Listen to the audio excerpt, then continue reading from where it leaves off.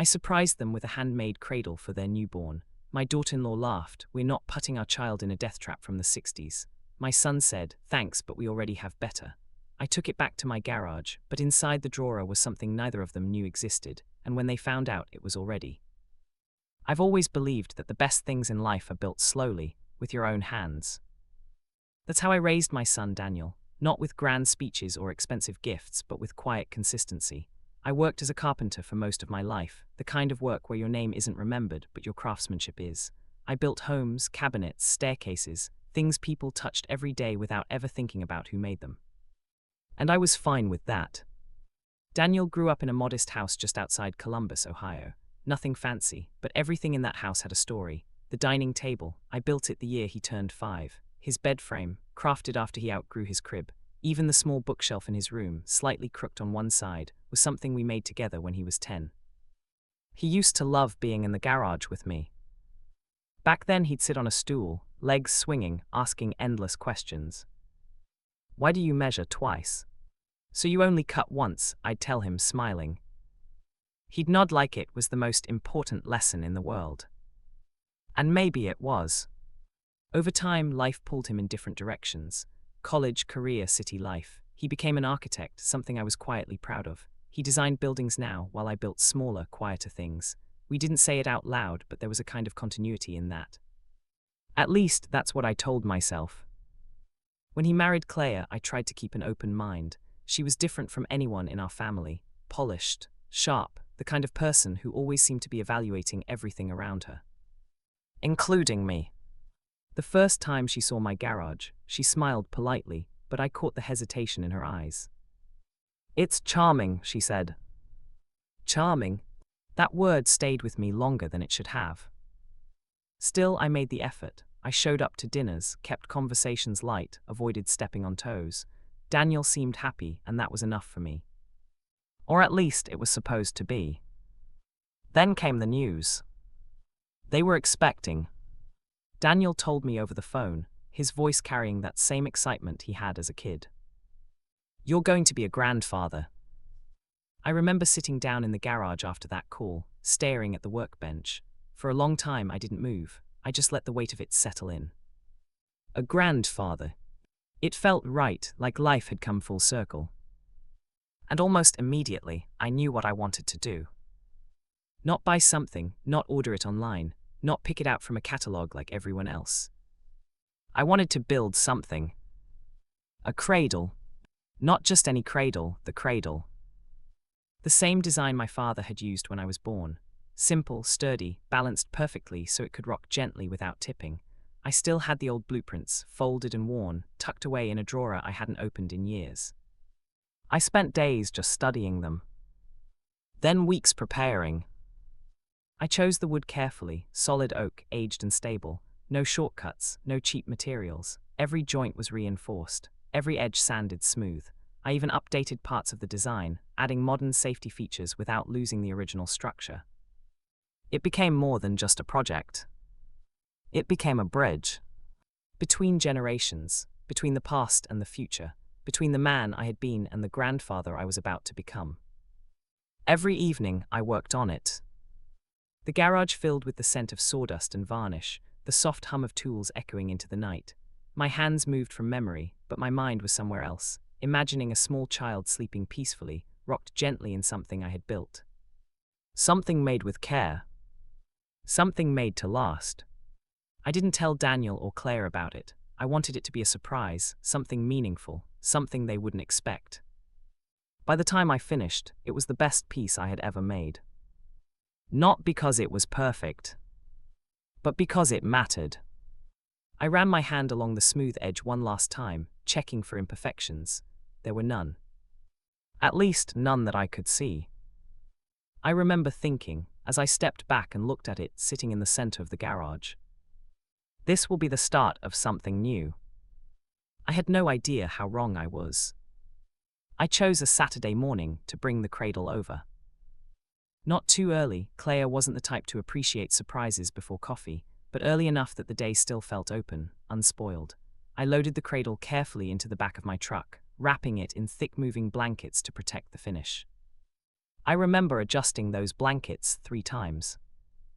Not because they needed it, but because something in me felt unsettled, like I was preparing for more than just a simple delivery.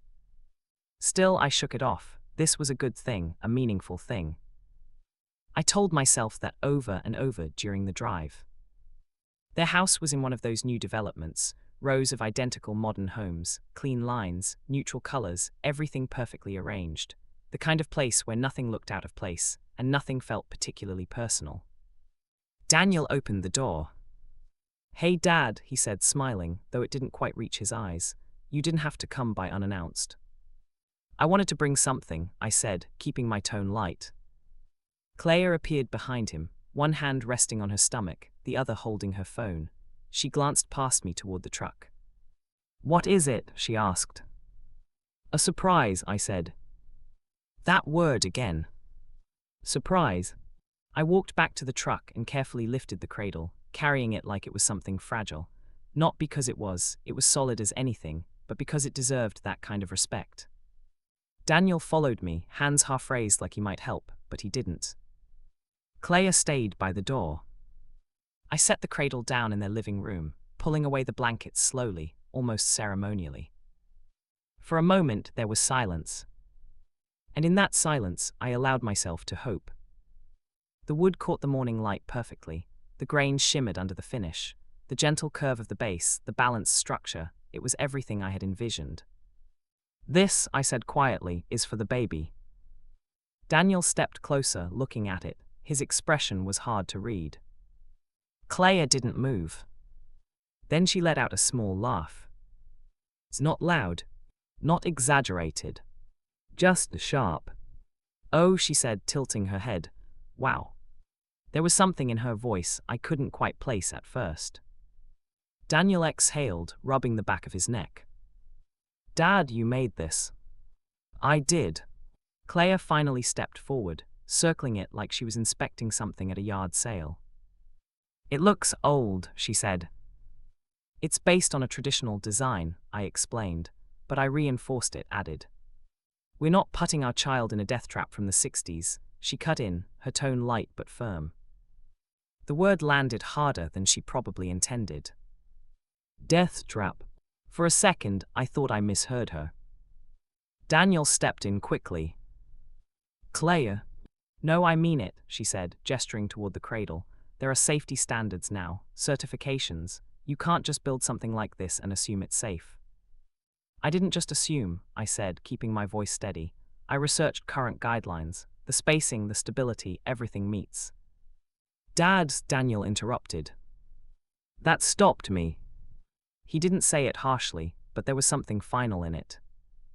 "We appreciate the effort," he continued, choosing his words carefully. "Really, but we've already bought a crib, a good one, certified, tested." He glanced at Claire, then back at me. "It's just better." Better. The room felt smaller all of a sudden. I looked at the cradle. At the hours, the care, the intention. And for the first time, I saw it through their eyes. Not as something meaningful, but as something outdated, unnecessary, maybe even inconvenient. Claire crossed her arms lightly. "You can keep it here if you want," she said, though her tone suggested otherwise. "Maybe as, I don't know, decoration." "Decoration?" I nodded slowly.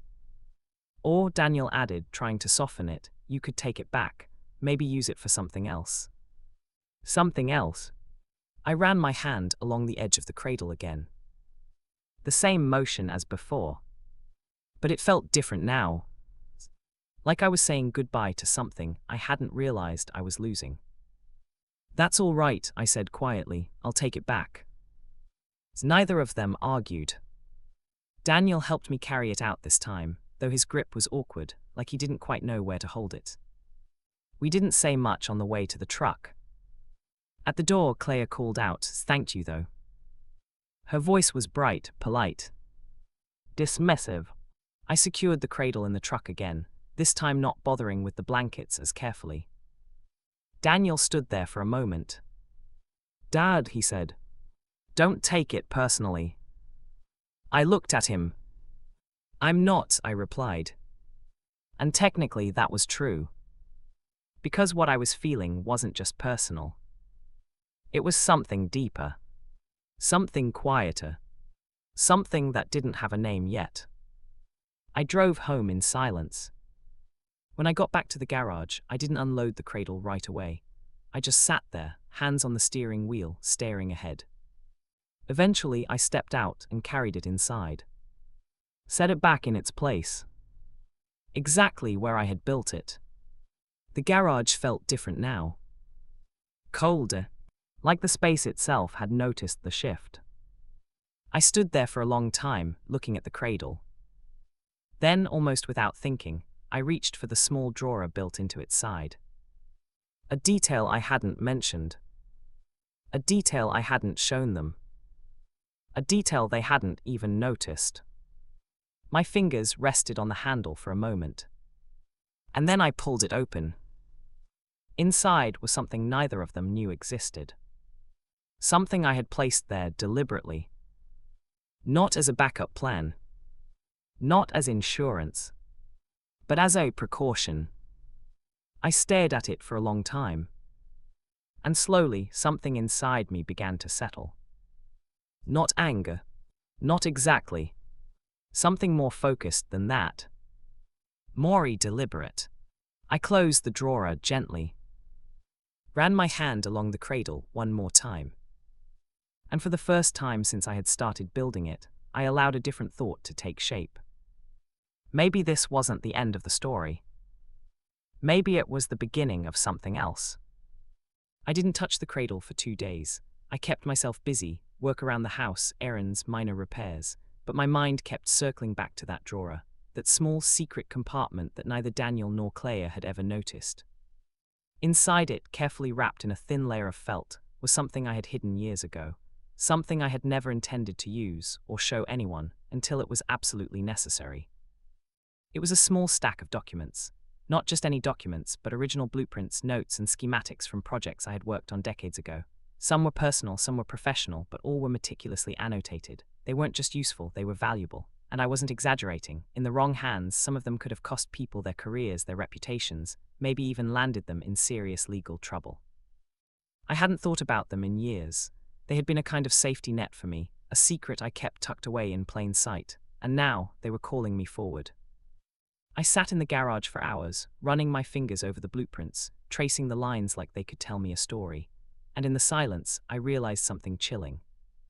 Daniel and Claire weren't just rejecting the cradle. They had dismissed me, my time, my effort, my care. And while they said it politely, smiles, soft words, thanks anyway, their actions spoke louder than their voices. They had already decided that my contribution, something I had poured my life into, wasn't worthy of their attention. I tried to brush it off at first. I told myself that maybe it wasn't personal, that they were just young parents, cautious, worried about safety standards, that they didn't understand the value of something built with hands and heart. But the truth gnawed at me. It was personal. Because in that rejection, they had made themselves vulnerable. They had shown me their priorities. And in doing so, they had revealed the simplest of truths. They didn't respect me, not fully, not as the man who had built their world in small, quiet ways. For 2 nights, I couldn't sleep. I thought about the cradle, sitting in my garage like a monument to my own humility.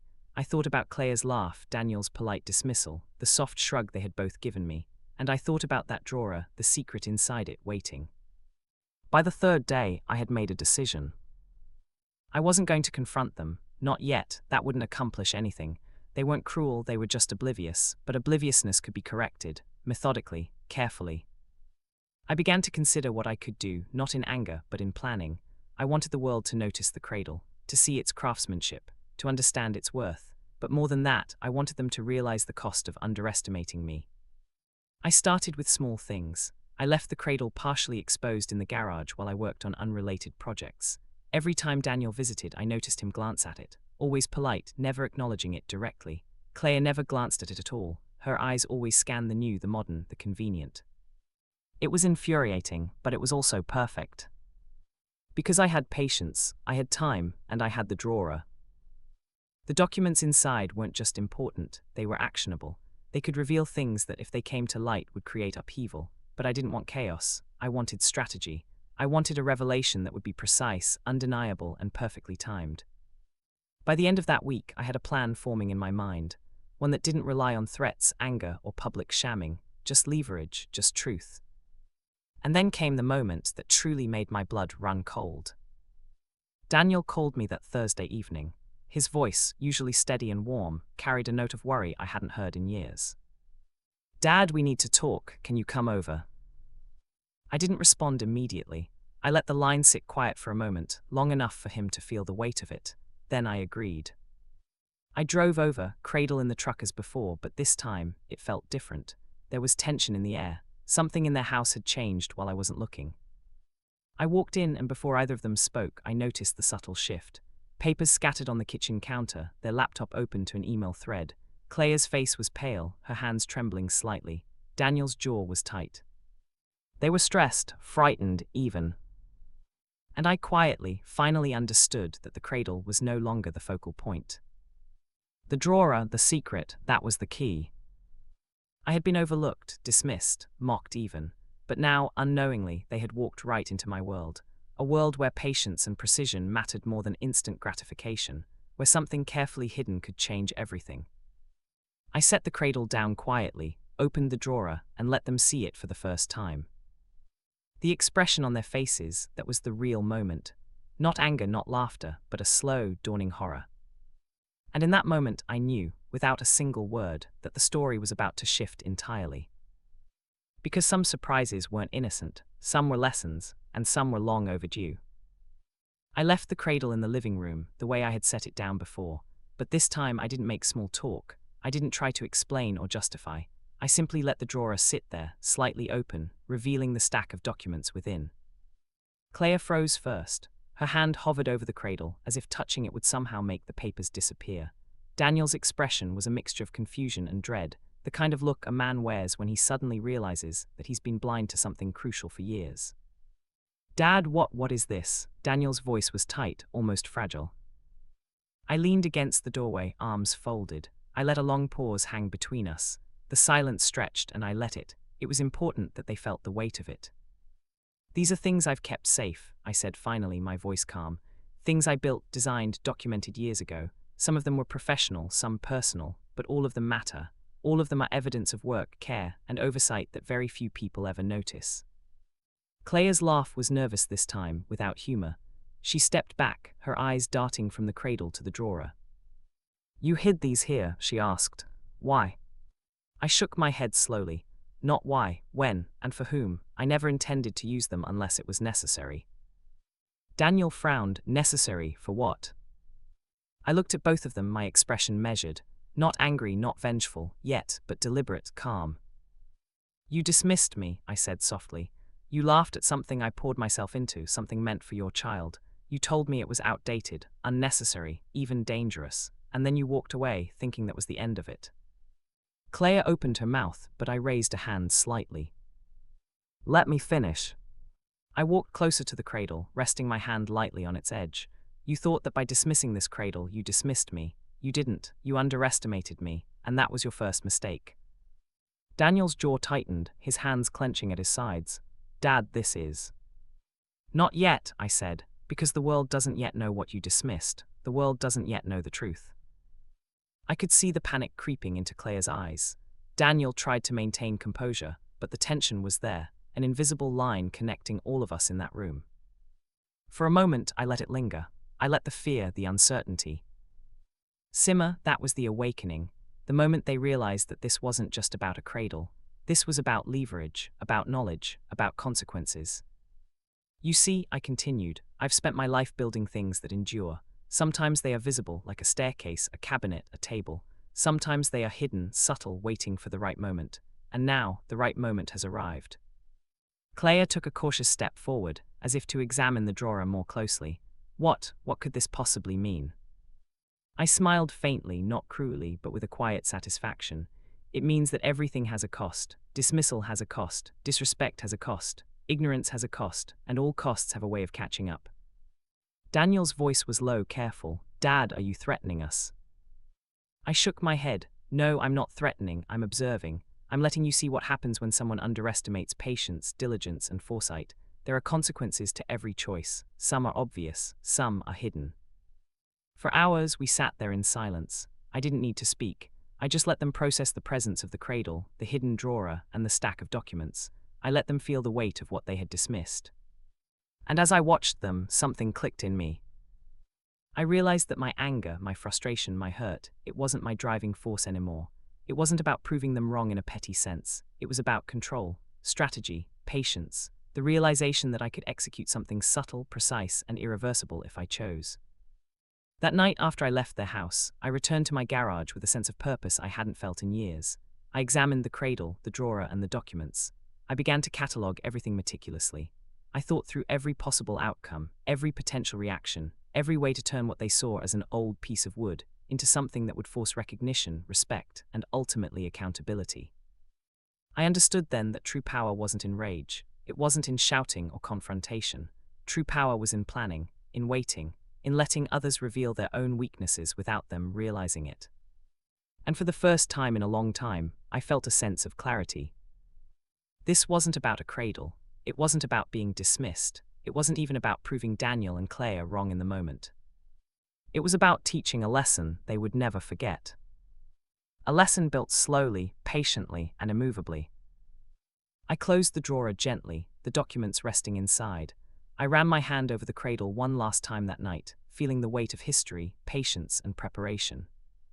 And I knew with absolute certainty that the next move would be entirely mine. I didn't rush. Execution in my mind was all about timing. The beauty of a well-laid plan is that the pieces move themselves when set up correctly. Daniel and Claire had revealed their priorities: convenience over care, modernity over tradition, politeness over respect. They had shown me their weak points without even realizing it. Step 1: patience. I left the cradle in the garage, partially exposed, as if it were simply a forgotten relic, but the drawer was slightly open, inviting curiosity. I knew they would notice it eventually. Humans have an instinct for secrets. They can't resist investigating what they are told to ignore. I watched them subtly at first. Phone calls, casual visits, even a sudden delivery where Daniel happened to see the cradle in the doorway. Every glance, every small hesitation, I catalogued. I needed them to understand that the cradle, and by extension me, wasn't trivial. Step 2: leverage. I had made copies of the documents from the hidden drawer. Not for threat, not yet. I wasn't interested in intimidation for its own sake. I wanted undeniable proof of meticulousness, foresight, and responsibility. Things that could not be brushed off, things that, if presented correctly, would force acknowledgement. I reached out to an old colleague, a retired architect who owed me a favor from decades ago. I sent him a carefully worded email. I need a professional review of a project's original blueprints, confidential, an expert opinion on historical design integrity and compliance with modern standards. He responded immediately, intrigued. I sent the scanned blueprints, carefully noting modifications and annotations that demonstrated foresight, safety, and attention to detail. Step 3: public validation. I didn't just want them to see the cradle for what it was. I wanted their world, their peers, friends, and colleagues to recognize it. I arranged a quiet inspection of the cradle at a local woodworking guild, presenting it as a personal project from a master carpenter. No names, no drama, just the piece itself. The response was immediate. Experts, even those unfamiliar with me, marveled at the construction, the thought behind the hidden safety features, the stability of the rockers, the flawless joints. They were meticulous, almost obsessive in their praise. I documented it, I photographed it. Every compliment, every nod of approval was captured. Step 4: revelation. I sent Daniel and Claire a subtle package, not confrontational, nothing that screamed revenge. A small card, a piece that speaks for itself. Inside were the photographs and testimonials from the Woodworking Guild, carefully annotated to highlight how the cradle exceeded modern safety standards, down to millimeter precision. I waited. It didn't take long. Claire called first, nervously. "Dad, these are, I don't understand. How?" Daniel followed immediately after, his voice tight. "This is impressive. We didn't." Exactly as expected. They were shaken, not angry, not resentful, shaken. Their world, the carefully curated bubble of modern convenience, had just been punctured by something they had dismissed as obsolete. Step 5: psychological layering. I didn't over-explain, I didn't lecture, I allowed their own minds to fill in the gaps. They pieced it together themselves, that this cradle, this project, this effort had been meticulously planned, that I had foreseen dismissal and ridicule. that I had quietly ensured that when the world looked at it, the truth would speak louder than any words. It wasn't public embarrassment that mattered, it was recognition, admiration, and most importantly, self-awareness. I wanted them to understand that the time they spent laughing, dismissing, and prioritizing convenience had consequences, not maliciously, but inevitably. Step 6. The final subtlety. I returned to my garage, rearranging the cradle slightly. This time I left it with the drawer completely exposed, as if inviting them to inspect the hidden secret again. Only this time it wasn't fear that awaited them, it was knowledge, a quiet, undeniable confirmation that I had been right all along. By the time they arrived, the shift was palpable. Their posture, their hesitation, the way they looked at me when I entered the room, it was all different. Respect had replaced subtle dismissal. Awe had replaced laughter. And in that moment, I realized that execution wasn't just about completing a plan. It was about creating a sequence so precise, so deliberate, that the other party didn't feel trapped. They felt enlightened, confronted by truth without words.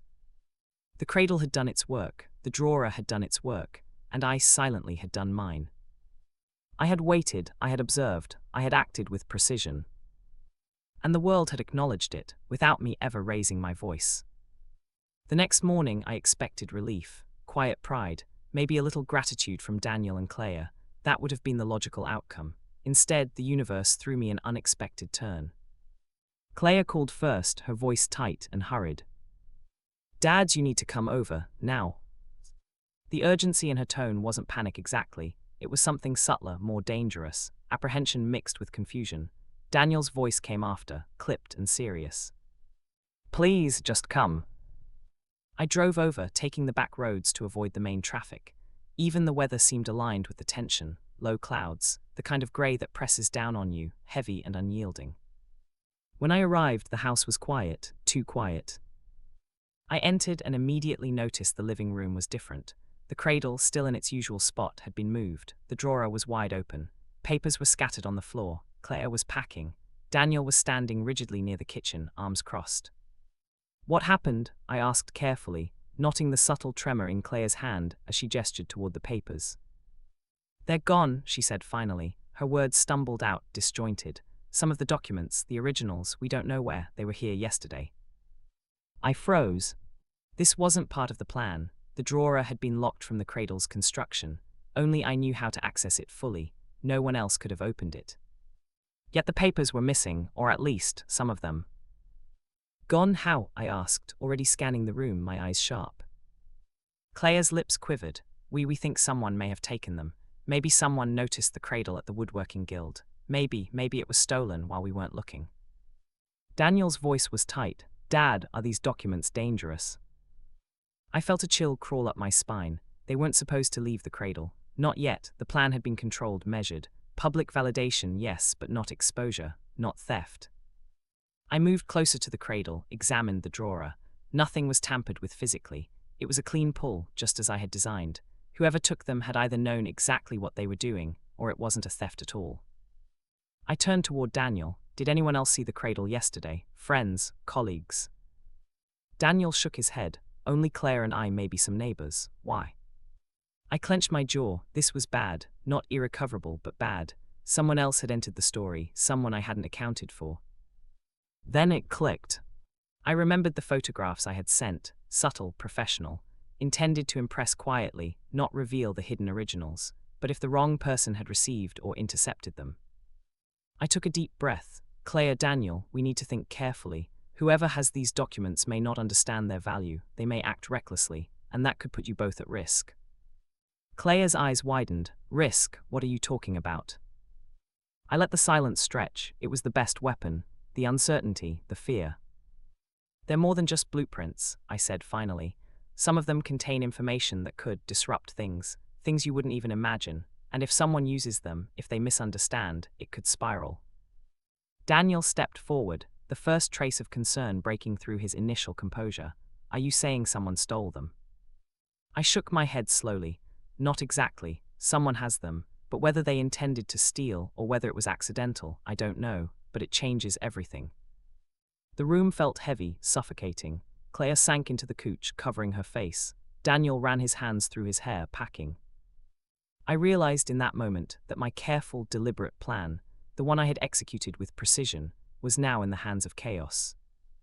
Yet even in that realization, something cold and methodical clicked in my mind.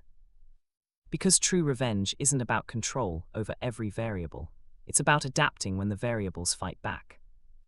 And now I had an unexpected twist to leverage. Not against them, not yet, but against whoever had made the mistake of entering this story without understanding its stakes. I looked at Daniel and Clea. Their eyes met mine, wide with fear and uncertainty, and I knew then that the game had shifted. The cradle, the documents, the hidden drawer, they were no longer just instruments of revelation. They had become shields, weapons, lessons waiting to be understood. And I was still, quietly, the one holding the map. By the next morning, the tension had thickened like fog over their neighborhood. Daniel and Clea weren't sleeping well. Their glances, once casual, now lingered too long, checking locks, double-checking their laptops, even peering toward the garage as if expecting the cradle to move on its own. I arrived mid-morning, carrying nothing but a small leather folder, and I could feel the shift immediately. This was no longer about a cradle. It was about control, perception, and their acknowledgement of me as someone not to dismiss. They met me at the door, Daniel's eyes wary, Clea's guarded. "We don't know what to do," Clea admitted, voice tight. "Some of the documents, they've been leaked. Emails. Maybe someone copied them from the photos you sent." I nodded slowly, absorbing the information. This was the first real variable I hadn't anticipated. But as always, a variable can be exploited if you understand its weight. "Do you know who?" I asked quietly. "No," Daniel said, exasperated. "Maybe a neighbor, maybe someone from the guild. We don't know, we can't track it." I stepped into the living room, setting the folder on the table. "You two need to understand something, what you dismissed. The cradle, the drawer, the hidden documents isn't just craftsmanship. It's foresight, a way to protect what matters. And right now, protection is exactly what you need." Clea leaned forward, curiosity piqued despite herself. "Protection, you mean the documents?" "Yes," I said, "and not just protection, but a demonstration. The cradle, the hidden drawer, they were designed to reveal truth. And now that truth has reached an unintended audience. That's the risk, but it's also the turning point." Daniel frowned, turning point. I opened the leather folder, revealing printouts I had prepared before leaving the garage. Carefully annotated copies of the original blueprints, highlighting every safety feature, every modern adjustment I had incorporated. Evidence that the cradle not only met but exceeded current safety standards. "They're flawed in one crucial way," I said. "They assume that all parties handle information responsibly, but that assumption was wrong. Now, the only way to stabilize the situation is to act deliberately, precisely, and decisively." Clea's eyes narrowed. "You mean control the narrative?" I nodded. "Exactly. We reclaim the story before someone else misrepresents it. The cradle isn't just a piece of furniture. It's proof of care, diligence, and competence. And the hidden drawer is proof that I anticipated challenges before they even happened. That's leverage, if used correctly." Daniel ran a hand through his hair. "So what, you're saying we should let you manage this?" I met his gaze evenly. "Not manage, correct the record. Make sure the truth is seen before rumors or mistakes take root. Otherwise, someone else will shape the narrative, and in that case, consequences could be unpredictable." They understood, slowly. I could see the tension in their shoulders ease, replaced with a mixture of relief and awe. For the first time, they weren't dismissive. They weren't nervous about the cradle. They were nervous about how finely tuned my plan had always been. I continued, "This is also about recognition. Not just for me, but for the work, the legacy, the care invested. You laughed at the cradle, but that laughter is meaningless compared to the reality of preparation, foresight, and execution. That's what you need to acknowledge now before it's too late." Clea swallowed hard, finally meeting my eyes. We didn't understand. We thought we were just being careful. We didn't mean to." I shook my head slightly. "Intent doesn't erase impact. You dismissed effort, you dismissed expertise, and the world right now is reminding you that there's more at stake than appearances." Daniel finally exhaled, his posture softening. "We get it, Dad. We are sorry. We should have trusted you. We should have respected your work." I nodded slowly. "Good, that's the first step. Recognition, acceptance. From here we act calmly, strategically, and ensure that the cradle and everything it represents is properly understood."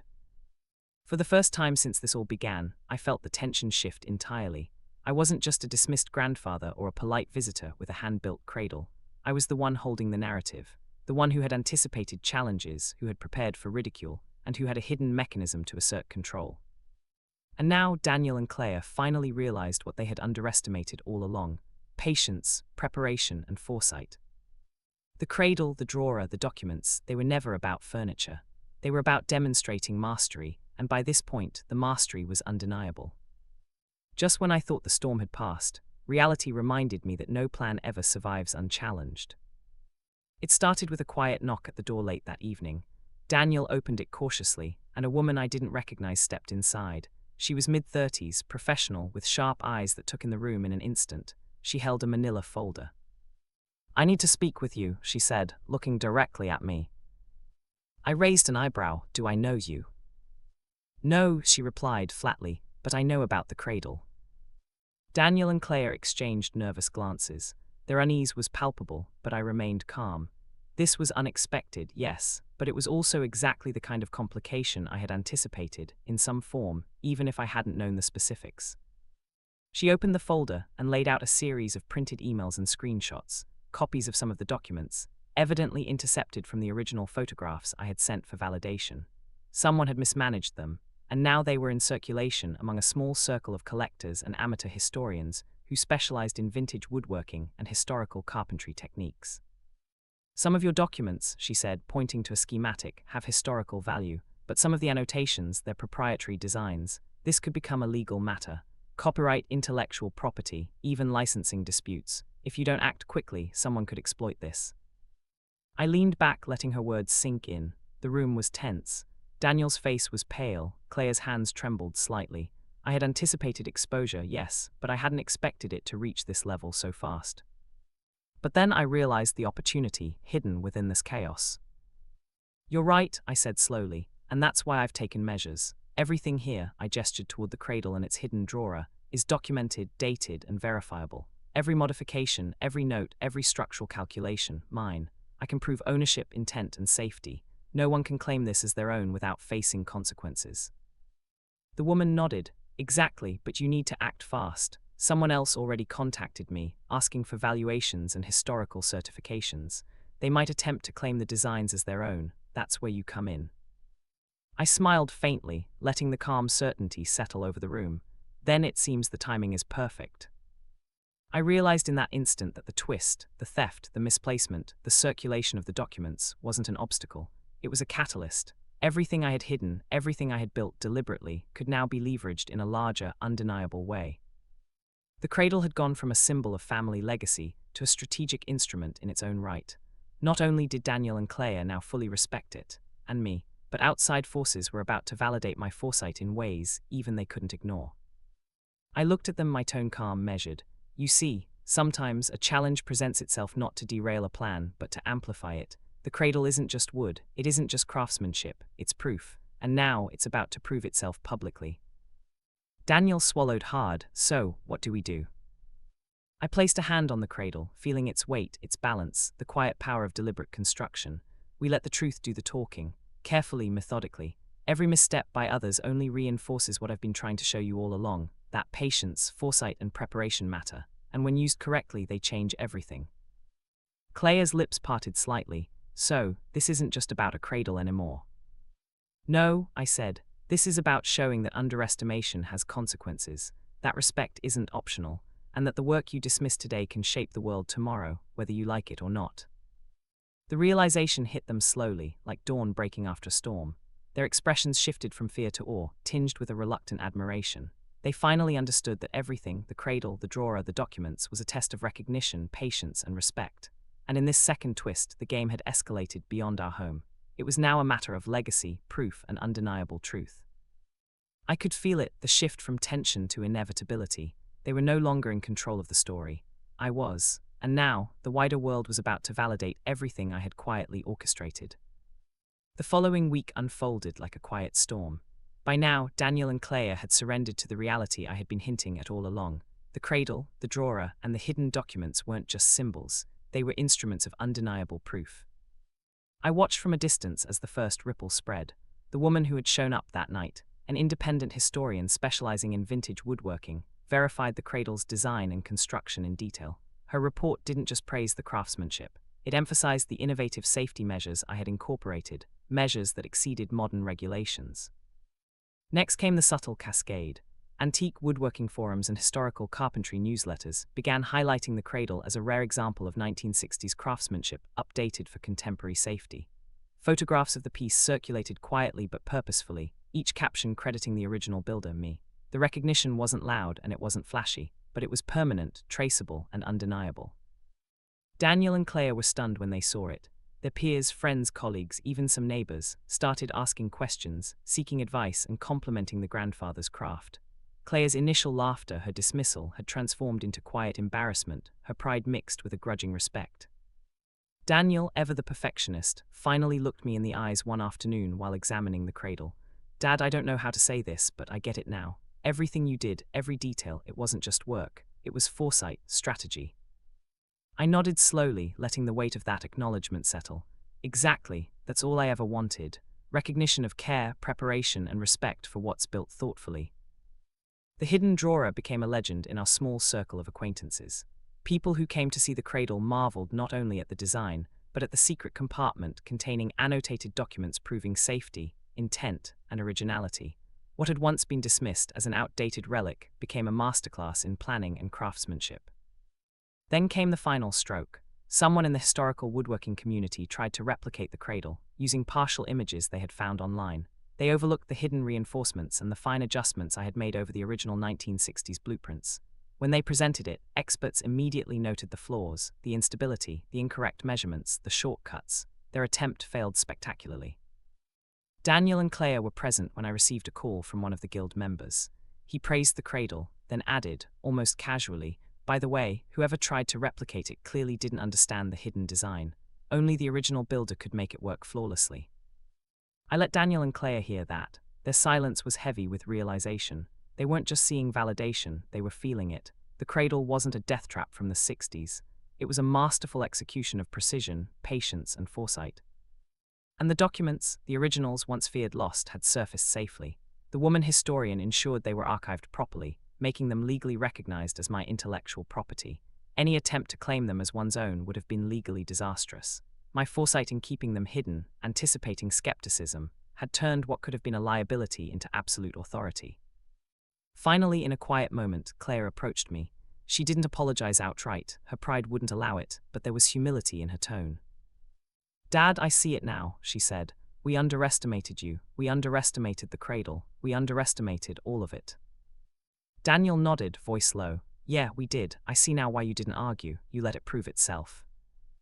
And that was the moment I knew the reversal was complete. They had gone from dismissing me, laughing at the cradle, and ignoring the hidden drawer to full acknowledgement, not just of the work, but of the strategy, foresight, and quiet authority I had exercised.